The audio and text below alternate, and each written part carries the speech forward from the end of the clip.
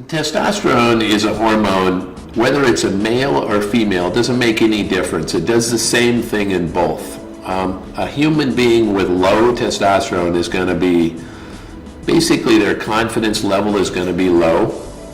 Depending on the degree of the deficiency, it's going to be the degree of the result. If a person is low in testosterone, male or female, you're going to see them, they're going to be unsure of themselves. They'll have a hard time making a decision with things. They'll kick the can around a little bit. They just, instead of thinking about doing something today, they'll put it off until tomorrow.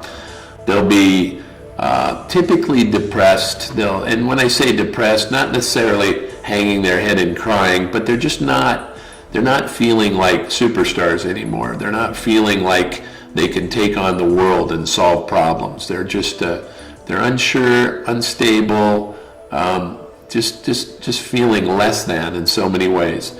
You restore that testosterone level back in a male or a female, and you watch them gain this confidence that's amazing.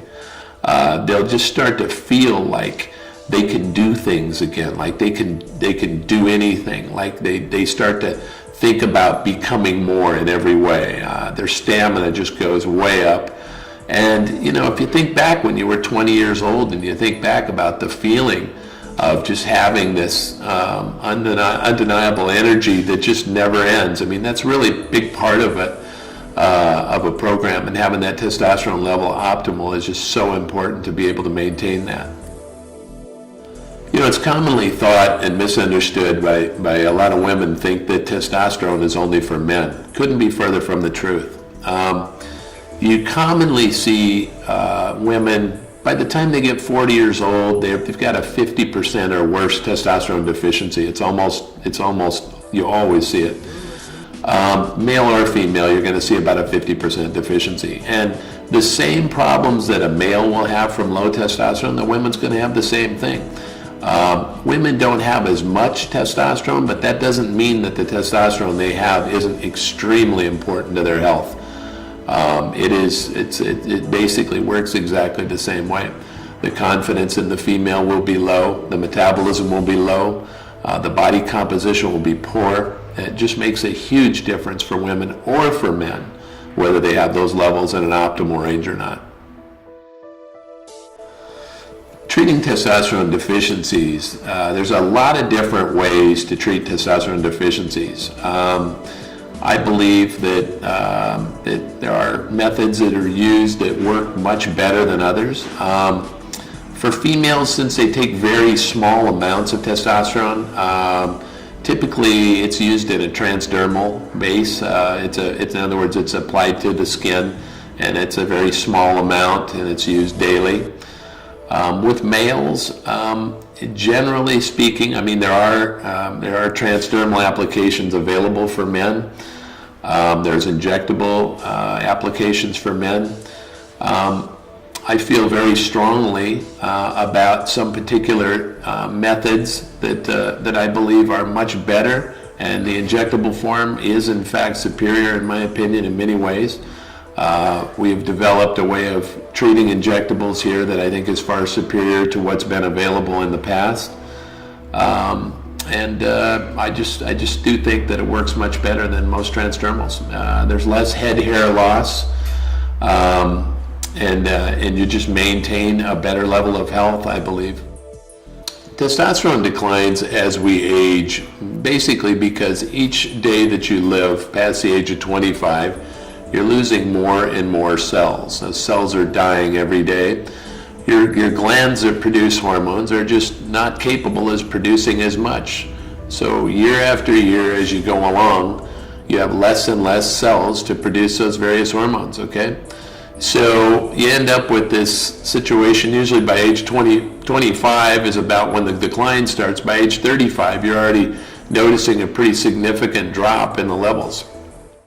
In young men, you'll see testosterone levels, for example. I've seen as high as 1,250 in a 22-year-old male. I've seen as low as 217 in a 22-year-old male. So the reference range, you can see two pretty big swings there. I've seen in 40-year-old males, probably the reference range in a 40-year-old, you don't usually see much more than a 600 in a 40-year-old, and you typically see something more in the range of 450, 500, but you do see them as low in the 200s as well.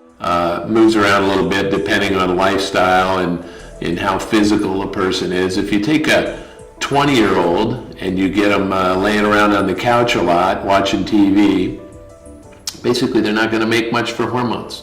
The body just slows down. The skin doesn't get dark if you're not walking out into the sun. Your body doesn't make a lot of hormones if you're not active. So when you see all these young people that are real inactive today, hormonally they become very deficient. So when they get out and become active, their hormone levels go up and their metabolisms kick up. That's why physicality is so much a part of this. But you take a 20-year-old who's laying around, and you get them off the couch and you get them active, all of a sudden their whole life comes back together, they feel better, the depression goes away, they're doing amazing, right? You do that with a 40-year-old, you don't quite get the same response. You could take a 40-year-old from 200, testosterone level at 200 to maybe up to 450, 500 with exercise, but you're never going to get them up to a 1,000 or a 1,200 level ever again. It's just, you're not going to see those kind of numbers. So the difference between the two is just that the 40-year-old's got age-related decline that's going to be something that you're not going to be able to do anything about unless you treat that deficiency with supplemental hormone. Testosterone replacement therapy has become such commonplace now. It's funny, I look back in probably 2005, you could probably find about 100 physicians, you could probably find about maybe 5 or 6 that would be supportive of testosterone replacement.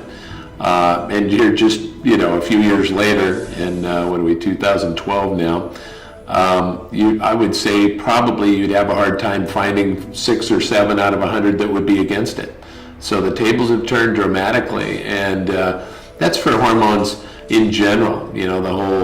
The medical community is changing their opinions very rapidly on this whole field, so it's happening, and you're seeing it be transformed.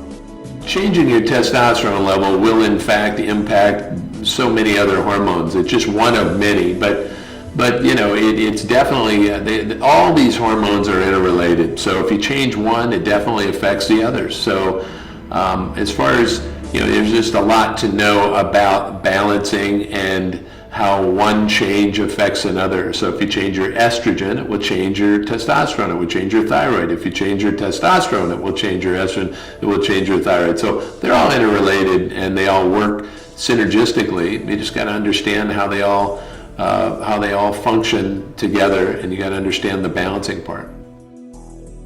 Testosterone replacement therapy years ago was thought to be a possible cause of prostate cancer. Well, now we're seeing a big change in that. The opinions are changing rapidly. Matter of fact, some of the most successful prostate cancer treatment centers, one of which is located in Century City, California, uses high-dose testosterone replacement therapy to actually cure prostate cancer. So you're seeing a big transformation in the thoughts about that.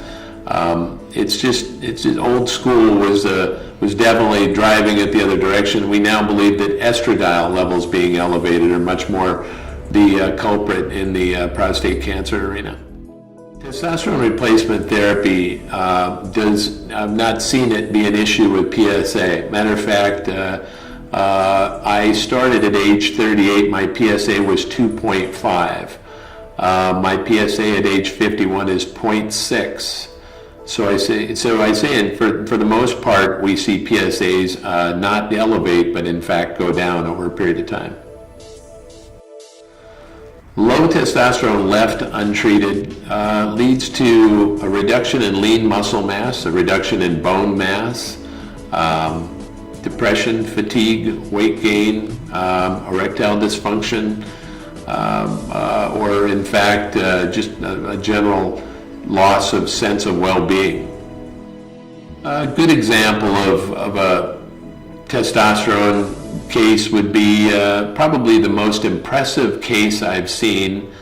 A guy came in here at 44 years old. Started a testosterone replacement program, and also worked on his diet, made some big changes in lifestyle in general. He came in, he was actually falling asleep when he came in for his consultation. He's sitting in the chair falling asleep, and he ended up, he signed up on the program. He ended up coming back in to say hello 4 months later. He had lost 55 pounds of body fat, and the guy he was virtually unrecognizable. He just got real serious about health and fitness, and did the supplemental program, and just changed his life so much it was shocking.